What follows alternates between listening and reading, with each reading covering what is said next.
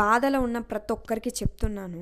బాధొస్తే ఏడవండి. కన్నీళ్ళొస్తే ఇంకిపోయేదాకా ఏడవండి. ఎంత కష్టం వచ్చినా సరే ఒంటరిగా కూర్చొని ఏడవండి తప్పితే ఎవరితో చెప్పుకోవద్దు.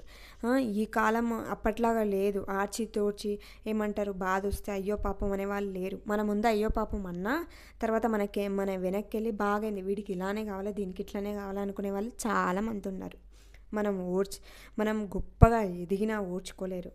మనం కాస్త మనకేమన్నా మంచి చెడులు ఎవరైనా మందలిచ్చినా ఓర్చరు. మనం మంచి బట్టలు కట్టినా ఓర్చరు. మన కడుపు మంచిగా తిన్నా కానీ ఓర్చని వాళ్ళు చాలామంది ఉన్నారు. అలాంటి నీచమైన సమాజంలో మనము బ్రతుకుతున్నాం. మనకు అలాంటి అనుభవం ఉన్నా లేకపోయినా చెప్పేది ఏంటంటే, ఎంతటి కష్టం వచ్చినా సరే, ఎంత కన్నీళ్ళు వచ్చినా సరే, నీకు అయిన వాళ్ళు ఎవరైనా ఉంటే నీ ఫ్రెండ్స్ అయితే వాళ్ళతో చెప్పుకోవాలనిపిస్తే చెప్పుకో తప్పితే కనిపించిన ప్రతి ఒక్కరికి నమ్మి గుడ్డిగా నమ్మి గొర్రెలాగా ఎవరికి పడితే వాళ్ళకి మీ కష్టాల గురించి చెప్పకండి. ఎంత మోసం కుట్రతో అలాంటి జనాల మధ్యలో ఉన్నాం మనం.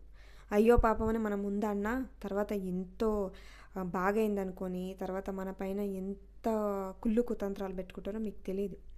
సమాజంలో జరుగుతుంది మొత్తానికి ఇదే. మనకు జాబ్ వచ్చి చూడండి, ఒకసారి ఎప్పుడు మంచిగా మాట్లాడే వాళ్ళతోటి కాస్త వాళ్ళకి వ్యతిరేకంగా మాట్లాడండి, అర్థమవుతుంది అప్పుడేంటో. నచ్చితేనే సబ్స్క్రైబ్ చేసుకోండి. Thank you. ఫుల్ వీడియో కింద ఉంటుంది, చూసేసేయండి. మీకు కష్టాలు వచ్చినా కన్నీళ్ళు వచ్చినా ఇంకేం వచ్చినా సరే ఎవరితో చెప్పుకోకండి. గొర్రెలా ఎవరిని పడితే వాళ్ళని నమ్మకండి.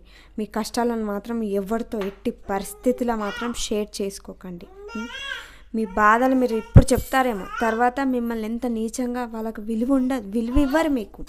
అయ్యో దీన్ని కూడా ఫేస్ చేయలేకపోయిందా అని ఎంతో నీచంగా ఎంతో తక్కువ చేసి మాట్లాడతారు. అలాంటి సిచ్యువేషన్స్లో మీరెందుకు తక్కువ అవ్వడం, మీరెందుకు లోకు అయిపోవడం?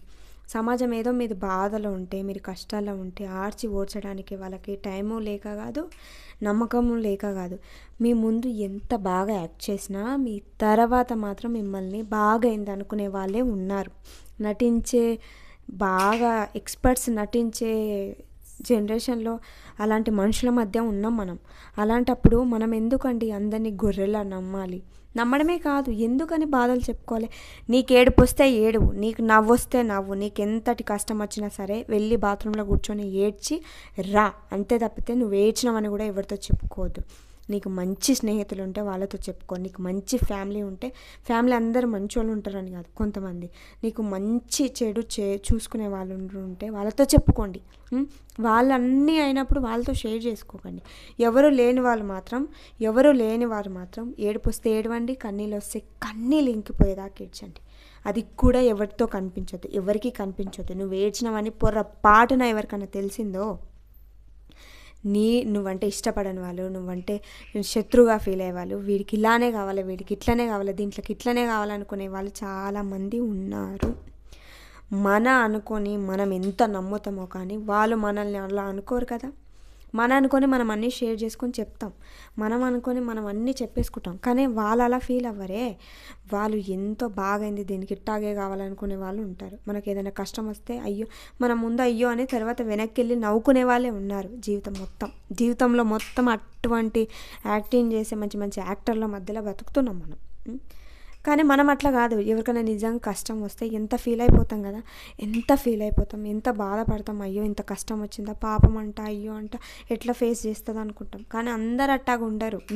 నటించే వాళ్ళే ఎంత బాగా మాట్లాడతారో వాళ్ళు అసలు అనుమానించడానికి ఎటువంటి ఇసుమంతా కూడా ఛాన్స్ ఉండదు. అట్టాగా ఉంటారు అనమాట. అయ్యో మా అక్క వాళ్ళు మంచి వాళ్ళనే, నేనే అనవసరంగా పిచ్చిగా ఆలోచిస్తున్నా అనే వాళ్ళకు కూడా నేను కూడా ఫర్ ఎగ్జాంపుల్ చెప్తున్నా, అట్లా అనుకుంటాం మనం. కానీ వాళ్ళు అలా ఉండరు. వాళ్ళు మన ముందు ఎంత చక్కగా యాక్ట్ చేసి ఎంత